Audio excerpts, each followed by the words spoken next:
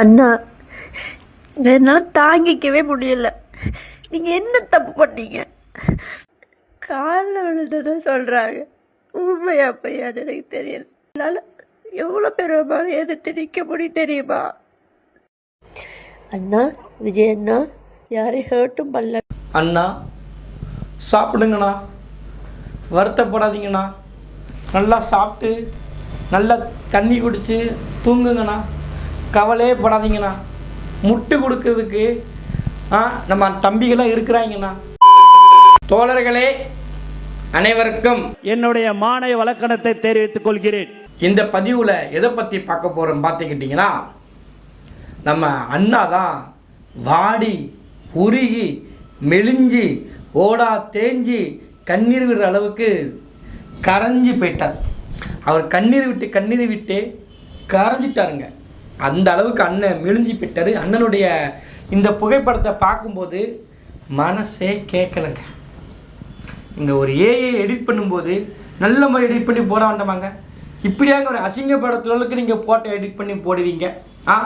அவர் முதல்ல யாருங்க? விஜய் அவர்கள் யாருங்க முதல்ல? எனக்கு புரியல. எனக்கு ஒரு குழப்பத்தை ஏற்படுத்திக்கிட்டே இருக்காங்க. தமிழ்நாட்டு அரசியலில் நிறைய பேருக்கு அரசியல் பண்ணவே தெரியல. பசும முத்துராமலிங்க தேவர்களுடைய அந்த குரு பூஜைக்கு நேரில் தான் போகணும்னு சட்டம் இருக்காங்க. முதல்ல ஏன் இல்லை போகணுமா? முதல்ல இது என்ன அரசியல் உருவாக்கிட்டு இருக்கிறீங்க? விஜயை பாருங்கள், அலுவலகத்தில் வச்சு சூப்பராக ஃபோட்டோவை போட்டாரா, மாலையை போட்டாரா, முடிஞ்சு போச்சு. இவ்வளோ தாங்க அரசியல். நீங்கள் புதுசாக பண்ணிக்கிட்டு இருக்கிறீங்க. இப்போ விஜய் அவர்களுக்கு ஒரு பிஸியான ஆக்டர். அவர் ஸ்ரீனிவாசா ஸ்ரீ வெங்கடேசா பக்தவத்சலா, அவர் ஒரு பெரிய நடிகருங்க. முதல்ல அந்த கட்சியில் இருக்கக்கூடிய ஒருத்தரை இவங்க எல்லாம் காரி துப்புனாங்க. தொண்டர்கள் முழுக்க கிக்கோட் புஷி ஆனந்த் தான் இங்கே. ஆனால் அந்த மனுஷன் தாங்க உண்மையிலே தளபதி. இந்த தவைக்கா கட்சிக்காரங்க தளபதி விஜய் சொல்கிறாங்களா? விஜய் கிடையாது. உண்மையான தளபதி நேரடியாக எல்லா இடத்துலையும் களத்துக்கு போகக்கூடிய ஒரு மனுஷன் புஷி ஆனந்த் தாங்க. பாருங்க, செந்தூர்வாள் செல்வ குமரா, வேலெடுத்து வீசி காட்டியவனே, தமிழனின் தனி தேவா, இளமையே எழிலே, அமுதமனும் தமிழ் மொழி அழியாது இருக்க, இந்த சூனாப்பானாவின் வீரம் உலகமெல்லாம் பரவ அருள் புரிவாய் அப்பனே, அருள் புரிவாய். பெரிய கட்டபொம்மை சிவாஜி ராத்திரி குடிச்ச போறது இல்லையாம மாரியத்தால் முருகனை கும்பிட்டுக்கிட்டு இருக்காரு. போனாயா அந்த பக்கம்? நேரடியா களத்துக்கும் போய் நமக்கு கண்டென்ட் அழகா கொடுத்துருவார். எல்லா நிகழ்வுகளுமே ஒருத்தங்களுக்கு வீர வணக்கம் இல்லை மரியாதை செலுத்துறாங்கன்னு வச்சுக்கோங்களேன், புகழ் செலுத்துறாங்கன்னா அவங்களுடைய வீரத்தையும் தியாகத்தையும் பேசி பார்த்துருப்போம். ஆனால் அங்கேயும் போயிட்டு அவமானப்பட்டு வந்திருக்காரு இங்கே புஷி ஆனந்த்.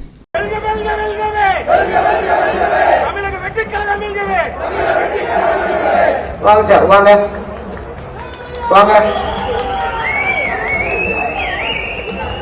கீழே இறங்கி கவனமா வாங்க.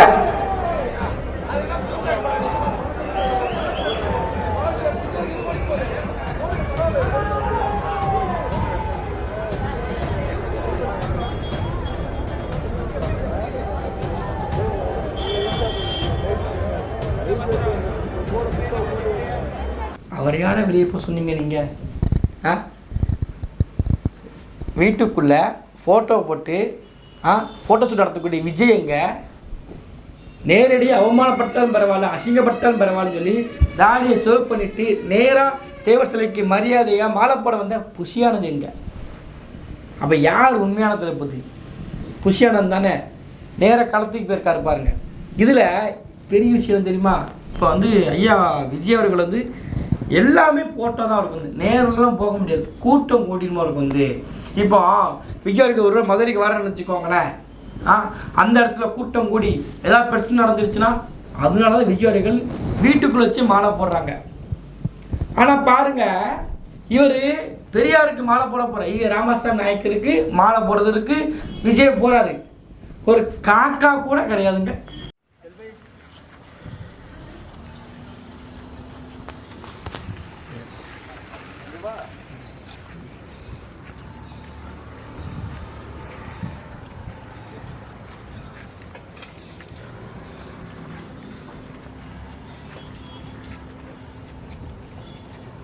அக்கா கூட இல்லாமல் அழகாக மாலை போட்டு வந்துட்டார். ஆனால் தமிழ்நாட்டில் இருக்கக்கூடிய தமிழ்நாட்டு அரசியல் பேசுகிறாரு. தமிழ் தேசியமும் திராவிடம் இரு கண்களும் பேசுகிறாரு. தமிழ் தேசியத்தில் இருக்கிற தலைவர்களை போற்றி வணங்குறாரு. ஆனால் அவங்களுக்கு வீட்டுக்குள்ளே உட்காந்துக்கிட்டு ஃபோட்டோ ஷூட்டை எடுத்துக்கிட்டு அது ஏஏ எடிட்டிங்னு சொல்லிக்கிட்டு இருக்கிறாங்க. அந்த கேவலக்கட்டை வேலையை பார்த்துட்ருக்காரு விஜய் வந்து. அதுலேயும் பாருங்கள், விஜய் வந்து அந்த மாலை போடுற மணிக்கு ஒரு வீடியோ வந்து கலாட்டா நியூஸில் வருது.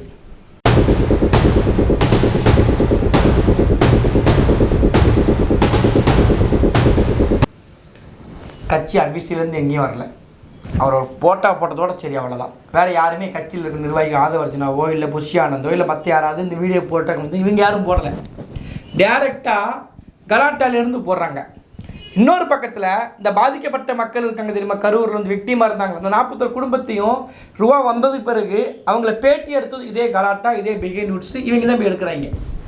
அப்போ இவங்களுடைய அந்த கனெக்டிங் த டாட்ஸ் நீங்கள் எடுத்துக்கிட்டிங்கன்னா, விஜய் மாலை போடக்கூடிய வீடியோ கட்சியினுடைய அலுவலகத்துலேருந்து, கட்சி இருக்கக்கூடிய அஃபீஷியல் ட்விட்டரில் இருந்தோ இல்லை கட்சி அஃபீஷியல் கணக்குலேருந்து எதுலேயுமே வரல. கலாட்டா சேனலில் போடுறாங்க விஜய் மாலை போடுற வீடியோவை. அதே மாதிரி விஜய்க்கு ஒரு பிரச்சனைனா அங்கே நேர மைக்கை தூக்கி போய் நிற்கிறதும் இதே கலாட்டா, இதே பிகே நியூஸ் தான். அப்போ எந்த கேவலங்கட்ட வேலையை உட்காந்து பார்த்துட்டு இருக்காங்க பாருங்கள். கூட்டம் வந்துடும், எங்கே போனால் கூட்டம் வந்துடும், எதில் போனால் கூட்டம் வந்துடும். எல்லா இடத்துல இருக்குது, கூட்டமாக கூடுன்னு சொல்கிறீங்களா? பனையூர்லேருந்து அவர் இந்த மகாபலிபுரத்துக்கு போனார் 30 கிலோமீட்ரு, ஒத்த சுடுகஞ்சி போகலை. கூட்டம் வருதா, கூட்டத்தை உருவாக்குறீங்களா? என்ன சரிங்க? செயற்கையா ஒரு கூட்டம் கூட்டப்படுகிறது தான் என்னோட குற்றச்சாட்டு. ஆரம்பத்துல இருந்து என்னோட குற்றச்சாட்டு செயற்கையா கூட்டப்படுகிறது. அப்படிதான் ஏர்போர்ட்டுக்கு வந்து வந்த கூட்டங்கள். இவங்க எல்லாருமே பொறுப்பாளர்கள், யாருமே பொதுமக்கள் கிடையாது. பொறுப்பாளர்கள் வந்து வேணும்னே வர வைக்கிறாங்க, ஏர்போர்ட்டுக்கு வர வைக்கிறாங்க. ஏர்போர்ட்டுன்றது பாத்தீங்கன்னா உங்களுக்கு ஏற்கனவே கட்டுப்பாடு இருக்கு. 5 வாகனங்கள் தான் நீங்க வரணும், ஏர்போர்ட்டுக்குள்ள அன்னசரியா வரக்கூடாது. இந்த மாதிரிலாம் இருக்கும்போது அந்த விஷயம்லாம் நீங்க பாத்தீங்கன்னா தெரியும். கிட்டத்தட்ட 2000-3000 பேர் வந்து கண்டினியூவா ஹார்ன் அடிச்சிட்டே உள்ள போவாங்க. அந்த பேரிகார்ட்லாம் உடைச்சிட்டு உள்ள போனதெல்லாம் அதெல்லாம் வந்து அப்பதான் நமக்கு வந்து அந்த ஒரு அரக்கம் வந்தது. நீங்க தப்பு பண்றீங்க, இது வந்து தேவையில்லாத சிக்கல்கள் வந்து நாளைக்கு அவர் கிரியேட் பண்ணி, இது வந்து சினிமா ஷூட்டிங் கிடையாது, இது வந்து கட்சிக்குன்னு சில கட்டுப்பாடுகள் இருக்கு, இதை வந்து மீறீங்க அப்படின்னு சொல்லிட்டு அப்போ ஓகே ஒரு முறை வார்னிங் நம்ம வந்து கொடுக்குறோம். ஆனா அவங்க என்ன சொல்லுவாங்க, தொடர்ச்சி நாங்க இப்படிதான் இயங்கும்னு சொல்லும்போது அந்த பர்டிகுலர் டேல இருந்து நான் கட்சி விட்டு வெளியில வரேன். இது எங்கேயோ ஆர்டிபிஷியலா கூட்டத்தை உருவாக்குறாங்க இவங்க வந்து. விஜய் விஜய் விஜய் எந்த பைத்தியக்காரனும் கிடையாது இங்க. விஜய் விஜய் விஜய் சொல்லக்கூடிய எந்த அறமெண்டலும் கிடையாது. மிருகத்தன்மையா பிறந்தவங்க, மனுஷத்தன்மை கிடையாது. ஆனா அப்படி அறமெண்டலை ஆர்டிபிஷியலா உருவாக்குறாங்க. தலைவர் தான் எல்லாம், விஜய் தான் எல்லாம், விஜய் அங்கே வராரு, விஜய் அங்கே போகிறாருன்னு சொல்லி ஒரு ஆர்டிஃபிஷியலாக ஒரு நிகழ்வை உருவாக்குறாங்க. இப்போ மதுரைக்கு வந்து புஷி ஆனந்து போகிறாருலாம், அந்த இடத்துல நீங்கள் நல்லா பார்த்துக்கோங்க. அதில் ஒருத்தர் வந்து சாலோ போகிறார், அவர்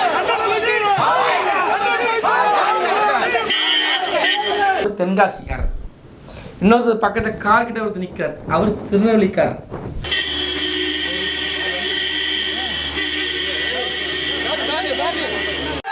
ஒரு கட்சியினுடைய ஒரு பொதுச் செயலர், அவ்வளோதான். அவர் மதுரைக்கு போகிறார், புஷியானந்த் அவ்வளோதான். விஜய் கூட கிடையாதுங்க. அவரை பார்க்கறதுக்கு இங்கே இருந்து தென்காசியிலேருந்து, இங்கேருந்து திருநெல்வேலியிலேருந்து போகிறாங்கன்னா, அப்போ இவங்க என்ன பண்ணுறாங்கன்னா ஒரு கூட்டத்தை உருவாக்குங்கிற மாசு உருவாக்குறதுக்காண்டி இருக்கக்கூடிய மாவட்ட செயலர்கிட்ட காசை பிடுங்கிற வேலையை பார்த்துட்டு இருக்கிறாங்க. 4 லட்சம் கேட்டாங்க சார் அவரு.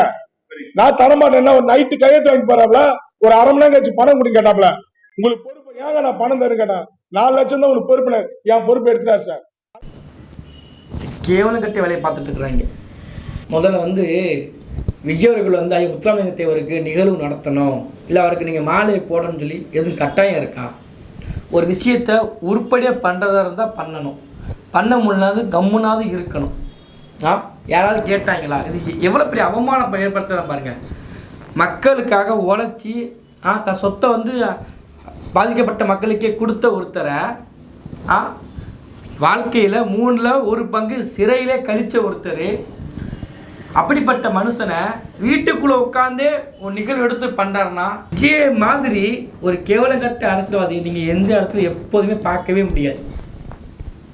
வருஷத்தில் ஒரு நாள் திரும்பியும் சொல்கிறேன், மற்ற தலைவர்களாச்சும் பிறந்தால் இறந்தால் 2 முறை வந்துடும். இவருக்கு எல்லாமே ஒரு நாள் தான். அப்போ அந்த இடத்துல கூட இவர் போகலைன்னா ஒரு பக்கத்தில் சென்னையில் இல்லை அது பக்கத்தில் கூடிய ஏரியாக்களில் தேவர் சிலையே கிடையாதா? அவமானப்படுத்திட்டு இருக்காரு. ஆனால் பெரியாருக்கு நேரில் போய் மாலை செலுத்திட்டு இருக்காரு. நம்மளெல்லாம் பார்த்து இகழ்ச்சியமாக தானே தெரியுது. இவருக்கு வந்து இந்த திமுக திராவிட கட்சிகள் என்ன பண்ணுதோ அதே அல்ப புத்தி தானே விஜயம் பண்ணிக்கிட்டு இருக்காரு. இப்போ டிசம்பர் மாதம் அடுத்த மாதம் வேலுநாச்சியாருக்கு நினைவு நாள் வந்துடும். ஜனவரி மாதம் வேலுநாச்சியாருக்கு பிறந்தநாள் வந்துடும். ஒரே அதாவது அடுத்தடுத்த மாதத்தில் வந்துடும். இது நினைவு நாள் பிறந்த அடுத்தடுத்து வந்துடும். இப்போது விஜய் அவர்கள் என்ன செய்வீங்க? அதாவது அடுத்தடுத்த மாதம் நீங்கள் எப்படி கான்செப்ட் கொடுத்துட்டீங்களா? குடிப்பீங்களா? எப்படி வாய்ப்பு இருக்கா? போட சொல்லிட்டு தான் குடிப்பீங்களா?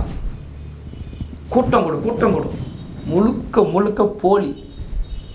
இவருக்காக ஒரு சுடுகஞ்சி கூட வராது. இவங்க வர வைக்கிறாங்கிறது தான் நிதர்சனமான உண்மை. திமுக தலைமையிலே அமைக்கப்படுகின்ற கூட்டணி வலுவான கூட்டணியா இருக்கும். பாருங்க, கொடி பறக்குது.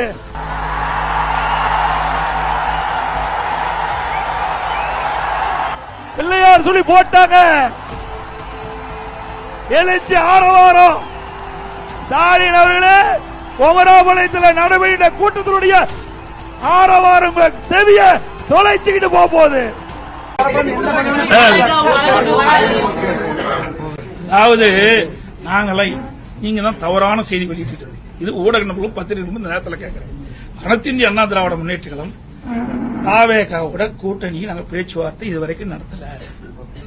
அதே மாதிரி தாவேகா அண்ணா திமுக கட்சியோட கூட்டணி பேச்சுவார்த்தை நடத்தல. நீங்களா ஒரு யோகத்தை பண்ணிக்கிட்டு, நீங்களா ஒரு கற்பனை பண்ணிக்கிட்டு நீங்க செய்தி வெளியிட்டீங்களா? பொறுப்பு நாங்கள் அல்ல. எடப்பாடி கூட விஜய் மதிக்கலைங்க. அவர் பல்ட்டி அடிக்கிறார். விஜய் கடைசி போட்டோ போட்டு சுற்றி கிடக்காரு தெரியுமா? இந்த போட்டோ போடுறதுல கடைசி வரைக்கும் தனியாக தள்ளப்பட்டிருக்காரு. அவர் எப்படியாவது எடப்பாடி கூட போகணும்னு நினைச்சாரு. எடப்பாடி தூக்கி சாத்திட்டார். அவர் அமித்ஷாவுக்கு விபதி அடித்தவர். விஜய்லாம் ஏமாத்துறோம். கடைசி எடப்பாடி என்ன சொல்லிட்டாரு? கூட்டணி கிடையாது, மண்ணு கிடையாது, போ அப்படின்னு சொல்லி முடிச்சிட்டார். இவ்வளோதான். இப்படி பண்ணிக்கிட்டே இருங்க. நாங்கள் அதை திரும்ப சொல்கிறோம். தயவு செய்து காலத்துக்கு வந்துடாதீங்க. இப்படி இதே திரும்ப செய்யுங்க. மக்களே வெறுக்கிற அளவுக்கு இவங்களாம் அரசியல் கட்சி தலைவரா இப்போ சவுக்கு சக்கரை போட்டு ஏறி மிதிக்கிறாங்களா? அந்த மாதிரி கட்சி தொண்டை இறக்கி மிதிச்சிட்டா இன்னும் நறுக்கு நாள் மிதி வாங்குற அளவுக்கு ஐராது உழைங்க. அதுக்கு தம்பியுடைய ஒரு வாழ்த்துக்கள் தெரிவித்துக்கொண்டு, தோழர்களே, என்னுடைய மாணவ வழக்கணத்தை தெரிவித்துக் கொள்கிறேன். அடுத்த ஒரு பதிவில் சந்திக்கிறேன். நன்றி, வணக்கம்.